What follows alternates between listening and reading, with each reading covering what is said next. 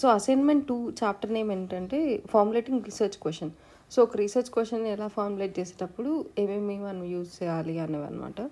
So ఇక్కడ important points ఏమున్నాయంటే verb అంటే ఇది ఎక్కువ అడుగుతారు. అంటే వర్బ్ అంటే ఎక్కడ వేర్ వి యూజ్ అన్నట్టు. అనలిటికల్ సెర్చ్లో మనం యూజ్ చేసే వర్బ్ వచ్చి డిటర్మైన్. సో డిస్క్రిప్టివ్ రీసెర్చ్లో ఏంటంటే మనం వాడే వర్బ్ ఎస్టిమేట్. సో వర్బ్ అనేది ఇది ఇంపార్టెంట్. ఇది చాలా అంటే ఏదో విధంగా గుర్తు పెట్టుకొని మైండ్లో పెట్టుకోండి. మైన్ అంటే ఎస్టిమేట్. ఇప్పుడు డి పక్కన ఈ వస్తుంది కదా, సో డి పక్కన ఈ వస్తుంది అంటే ఎస్టిమేట్. అట్లా గుర్తుపెట్టుకోండి. ఆబ్వియస్గా other thing will be analytical research.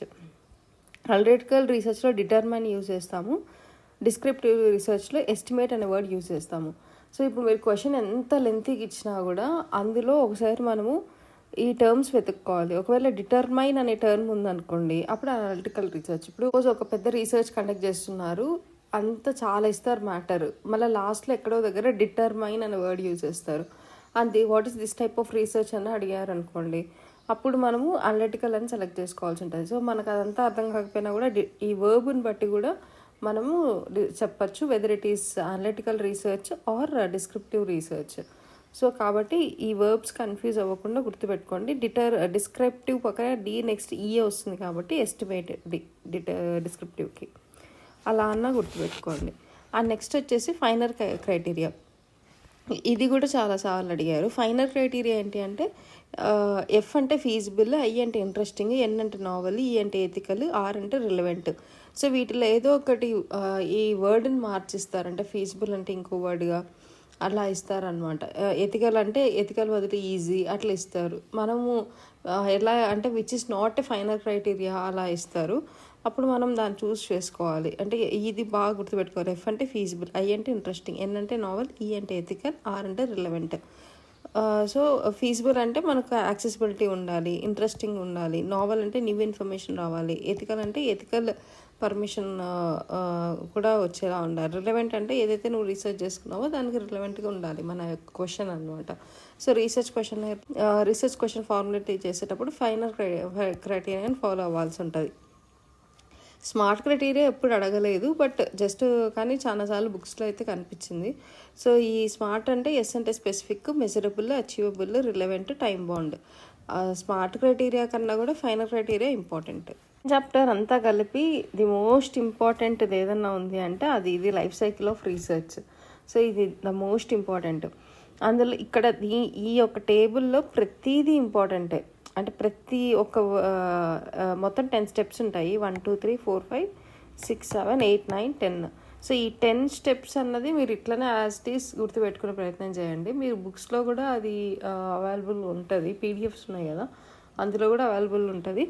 But దీనిలో ప్రతి స్టెప్ అడుగుతారు. అంటే what is the first step in the life cycle of research అని అడుగుతారు.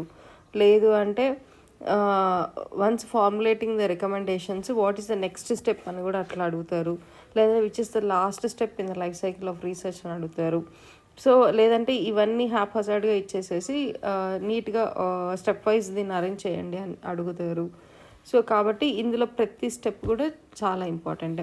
So life cycle of research ఏంటి? First we have to identify the data needs, next spell out the research question, next formulate the study objectives, next plan the analysis, next prepare data collection instruments, next correct data, next analyze the data, next draw conclusion, next formulate recommendations, and next step వచ్చేసి inform the stakeholders అనమాట.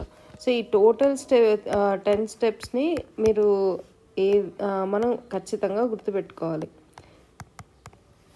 So ఈ very very important. So మీరు exam పోయే ముందు రోజు night అన్నా సరే మళ్ళీ ఒకసారి నీట్గా గుర్తుపెట్టుకోండి ఏదో విధంగా. అంటే ఫస్ట్ లెటర్స్ కానీ ఫస్ట్ వర్డ్స్ కానీ అట్లా. సో దీంట్లో ప్రతిదీ క్వశ్చన్ ఇంపార్టెంట్. నెక్స్ట్ వచ్చేసి sources of research question. So research క్వశ్చన్కి సోర్సెస్ ఏమేమి ఉంటాయి? యూజువల్గా పబ్లిష్డ్ డేటా కానీ, being alert to new ideas కానీ, careful observation and teaching. Research hypothesis is stated mainly for statistical purposes. So which is stated for statistical purposes అనేసి ఈ క్వశ్చన్. Mainly for statistical purposes అంటే research hypothesis. So ఆ next line వచ్చేసి a research question states about what the results of the study might ultimate contribute.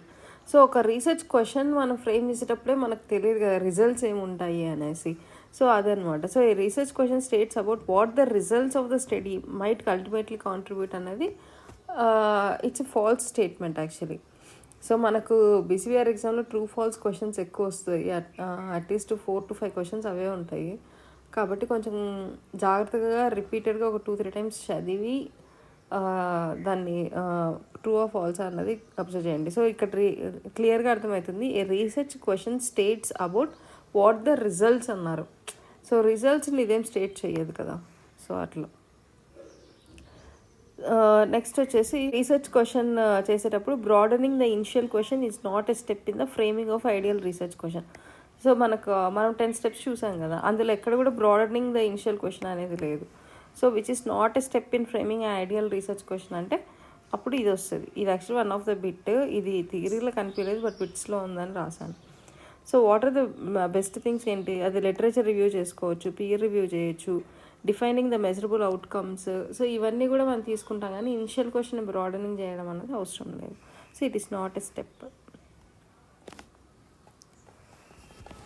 So which is not an ideal source of research question అనేసి ఇచ్చి ఒక 4 statements ఇచ్చి A B C D దాంట్లో ఒకటి తీసేయమంటారు అనమాట, which is not.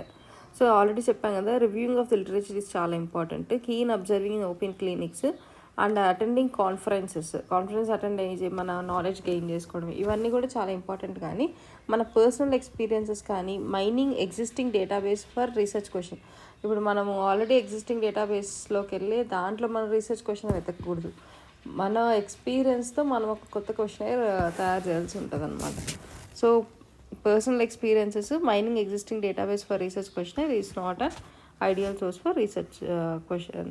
False statement among these ఏది, ఇది యాక్చువల్లీ బిట్ ఇలానే రాశాను. సో ఫాల్స్ స్టేట్మెంట్ ఇందులో ఏది, good research question follows final criteria. Already మనం చెప్పాం కదా, స్టార్టింగ్లో ఫైనల్ క్రైటీరియా ఉంటుంది. A good research question should be in epidemiological terms, facilitate to choose optimal design, will focus on one issue. So ఇందులో negative statement ఏది అంటే ఇది negative statement. A good research question should be in epidemiological terms అనేది negative, should not be in epidemiological terms. అలానే it should focus on one issue, it is true statement. ఎందుకంటే it should multiple issues ఒకే క్వశ్చన్లో ఉండకూడదు. So కాబట్టి we'll focus only on one issue is a true. ఆ క్వశ్చన్ని బట్టే కదా మనం దీనికి సూట్ అయ్యే ఆప్టిమల్ డిజైన్ ఏదనేది, అంటే స్టడీ డిజైన్ని డిసైడ్ చేస్తాం. కాబట్టి facility to choose optimal design, good question follows final criteria. So ఇవన్నీ ఈ 3 correct, this is the wrong statement.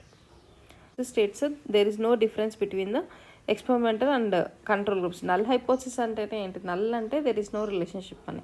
So ఇక్కడ అదే చెప్పారు, there is no difference between the experimental and control groups. So null hypothesis అంటేనే దాని మీనింగే అది. So this is a true statement. PICO అంటే పిఐసిఓ ఏంటి అని, పి అంటే పేషెంట్ పాపులేషన్, ఐ అంటే intervention of interest, issue of interest, C అంటే comparison of interest. So PICO ఇచ్చేసి సి మిస్ చేస్తారు.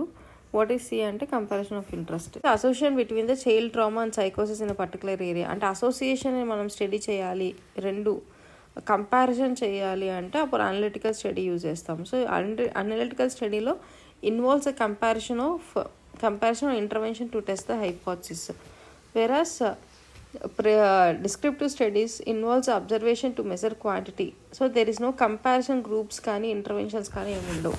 సో డిస్క్రిప్టివ్ స్టడీలో మనం ఎటువంటి ఇంటర్వెన్షన్స్ ఏం చేయము, we make hypothesis. డిస్క్రిప్టివ్కి అనలిటికల్కి అదే డిఫరెన్స్. అనలిటికల్ స్టడీలో we test the hypothesis, there involves a comparison or intervention will be there. అసోసియేషన్ని స్టడీ చేస్తాం, అనలిటికల్లో 2 గ్రూప్స్ ఉంటే దాన్ని మనం స్టడీ చేస్తాం. బట్ డిస్క్రిప్టివ్లో అలా కాదు, only prevalence can be study and there is involves observation to measure the quantity as well as there is no comparison between the groups or interventions. So అట్లా. సో ఇక్కడ ఏంటంటే మోస్ట్లీ మనకు బీసీబీఆర్లో గుర్తుపెట్టుకోవాల్సింది, బీసీబీఆర్ exam రాసేటప్పుడు మనము క్వశ్చన్ అన్నది చాలా క్లీన్గా చదువుకోవాలి. క్వశ్చన్ రిపీటెడ్గా 1-2 సార్లు చదివినామంటే మనకు ఆ క్వశ్చన్ ఫస్ట్ అర్థమవుతుంది వాళ్ళు ఏం అడుగుతున్నారని. ఆ తర్వాత మోస్ట్లీ మనకు ఒకవేళ ఏం అర్థం కాకపోయినా ఆల్ ఆఫ్ ది అబోవ్ అన్నది మోస్ట్ ఆఫ్ ద ఆన్సర్స్ ఉంటుందన్నమాట. So all of the above అన్నది చాలా వాటికి మనకు ఆన్సర్గా ఉంటుంది. ఒకవేళ 2 స్టేట్మెంట్స్ కనుక మనకు కరెక్ట్ అయ్యాయి అనుకోండి, థర్డ్ స్టేట్మెంట్ మనకు తెలియకపోయినా ఒకవేళ all of the above option ఉంది అంటే అది పికప్ చేయడమే. సో కాబట్టి కొంచెం ఇక్కడైతే మెయిన్ ఇంపార్టెంట్ ఆల్రెడీ చెప్పాను కదా, ఈ లైఫ్ సైకిల్ బాగా కొంచెం మర్చిపోతామేమో. స్టెప్ వైజ్ ఖచ్చితంగా గుర్తుపెట్టుకోండి, ఎందుకంటే ఏ స్టెప్ తర్వాత ఏమొస్తుంది అని అడుగుతారు. సో అలానే ఫైనల్ క్రైటీరియా, వర్బ్స్, సో ఇవన్నీ చాలా చిన్నవే లైన్సే. కాబట్టి మనము ఇవన్నీ ఏది మిస్ చేయకుండా ఈ అసైన్మెంట్లో ఇవి ఇంతవరకు మనం గుర్తుపెట్టుకోగలిగితే నెక్స్ట్ ఒక్కసారి బిట్ చేసినా కూడా మనకు okay, we can understand the concept. Thank you for watching and please to subscribe my channel.